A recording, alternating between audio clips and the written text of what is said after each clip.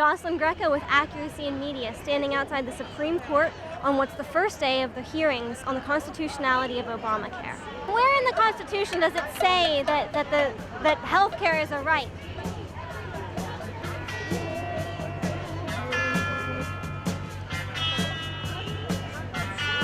I think everyone has the right to have well-being, the basic well-being, education, health care, employment. I think that's part of our constitutional rights. This is not in the Constitution. The government cannot mandate what we're to buy just by merely existing here in the United States. Well, I think if you look at the kind of the past 100 years of American history, it's clear that this is well within what, constitutionality. It violates the Constitution. The federal government never before has required every individual to purchase a product. So we think it's very clear that it violates the Constitution, and we also think that without the individual mandate, which is really the foundation of the law, the entire law, and it is a bad one, should fall. I know that people are upset about the individual mandate, and I understand. I mean, I personally am not comfortable with this idea that, we're forcing people to buy a product from a private company.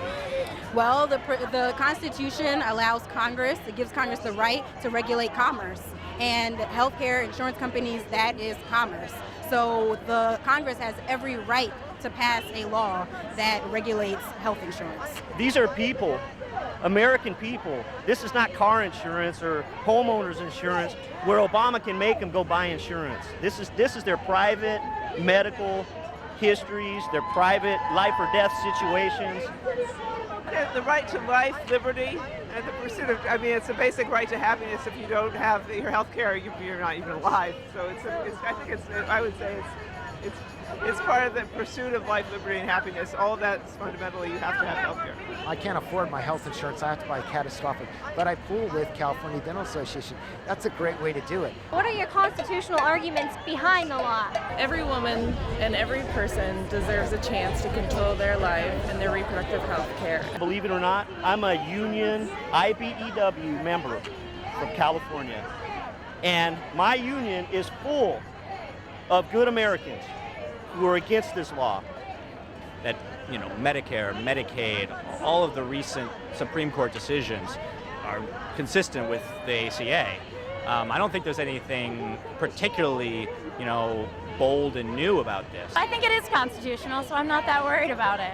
So what are the constitutional reasons to support this and to make sure that it stands? I'm not a constitutional expert, but when there are three branches of government, and when Congress basically has dealt, for 50 years this country has tried to do something to address the concerns of people. The conservative estimate is that 17,000 people die in this country every year simply because they cannot afford to go to a doctor. So I believe that the Constitution, because it does support, and again, I'm not an expert on that, but Healthcare is a national problem and needs a national solution. The ACA is a good thing. From a policy perspective, the NFIB still thinks that the law is very, very bad for our membership. So we'll be arguing in Congress to repeal pieces of the law bit by bit. We'll tear it apart piece by piece if we have to. We're going to keep fighting.